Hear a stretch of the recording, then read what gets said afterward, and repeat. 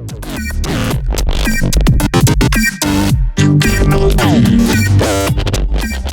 Composing Gloves here, and this is another video in the Music Theory Essentials, and today we're going to be talking about diminished, augmented, and 7th chords, and we'll even get a little bit into inversions. I'm just going to kind of mention them in passing. So you already know how to make major and minor chords, and today I actually have sound on my piano. And you know that when you flat the 5th, you are making it diminished, or if you sharp the 5th, you're making it augmented. So we're going to really quick cover the augmented and diminished chords. So if you have a C, E, G, if you have it major and you sharp 5th, it is now a C augmented chord. Okay, real easy. You just take the major chord and you sharp the 5th. Now it's a C augmented. If you were to, so it would look like this, sharp the 5th. Now if you were to do the same thing, but you were to flat the 3rd and the 5th, it is now considered diminished. And so I mentioned that in another video, and so it's important to keep that concept in mind, and I'm only going to cover some of the basic 7 chords. 7 chords are really cool. They're used in jazz. They're super useful. You have things like the 2-5-1 progression, which I haven't talked about yet, but using 7s, you can make some interesting things.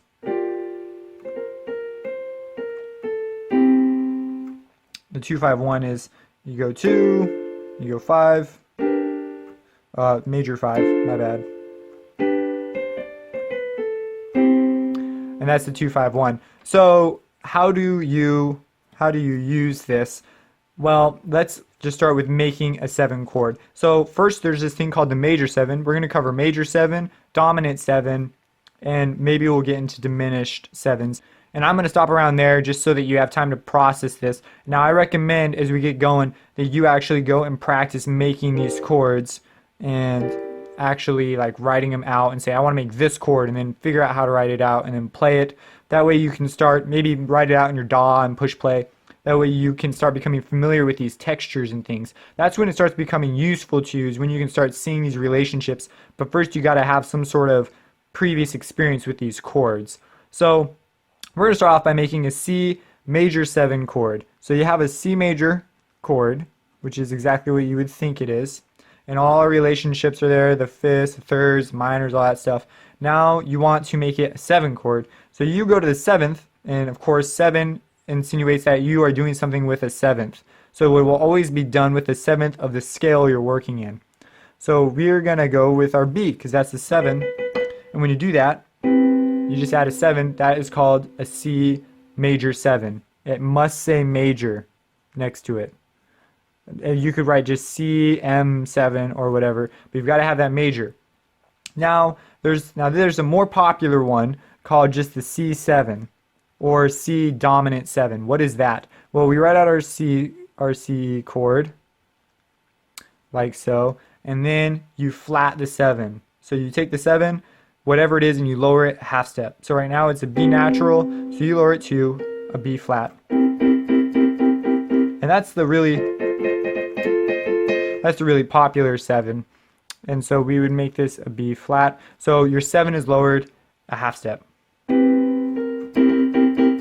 And because of this, because you have 4 notes that you're working with now, you can now have 3 inversions. You can have 3 different notes in the bass, and then you have your root note, which would be just root position.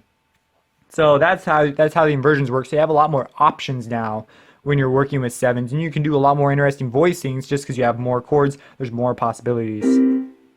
So for example, if we wanted to make an F dominant 7 or an F7, that's why you always have to write major, because if it just says C7, they're assuming you mean like the more popular one that everyone just kind of uses. So we're going to write an F7 chord or an F dominant 7. So we start on F and we make our major chord, which you already know how to do, our major triad. So you figure out the intervals, you say what's the major 3rd from F, you go do do do do, and you figure out it happens to be an A, and you do it again. Now you're looking for the minor 3rd or the perfect 5th from F, and you get to C. Maybe you've written out the F major scale to figure this out if you're still getting used to things, which I hope by this point you've got some stuff memorized and you're starting to jive with your ability to see chords. And so you've got this going, and I say I want to add 7. So in the F major scale, we know that to get to the 7, you just have to go down 1/2 step because of our whole step, half step, whole half. So you go down a half step, boom, that's your dominant 7, and you know that you need to make that flat if you want so we know it's an E, you know you need to make that flat if you want a dominant 7. That's your major 7. So you go down, and now we know that if we add that note in, that we now have the dominant 7. This is actually third inversion. If we were to make it root inversion, you get your dominant 7. So we would write down an E flat for that voicing. Now I just realized in this whole series I've left out middle C on notating. So when you're writing in your music, you can now see the 7 chord. Now that's your dominant 7. You know how to make your major 7. Now there's some other weird ones. You can have a C minor 7, which would be using the flatted 7th in the minor chord. So a C minor plus 7, which would look like this. C minor, so it would be a flat. And then the 7, which would also be flat.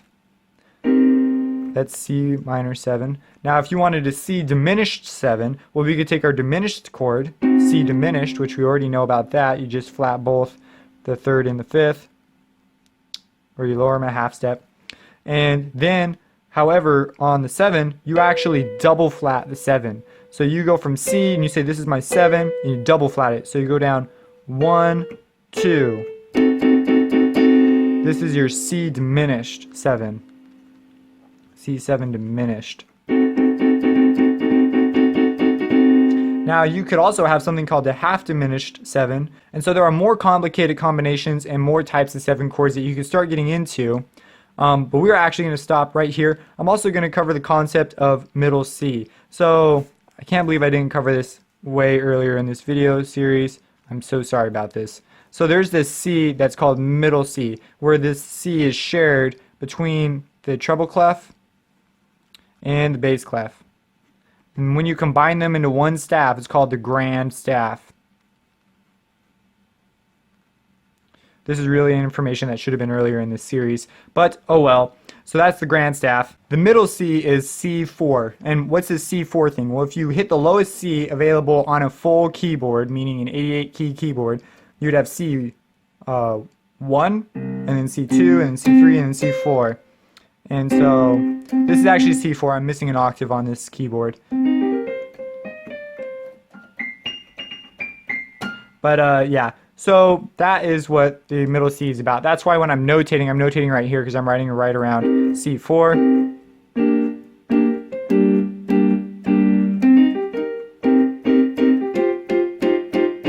And you can do all sorts of nifty, kind of crunchy type of things. I'm using another type of chord called suspended chords, which we will get into. But that's your just overview of 7. I hope I gave you not information that would cover everything, but information that would be useful to you. Things that you would be able to take to your music and start implementing right away.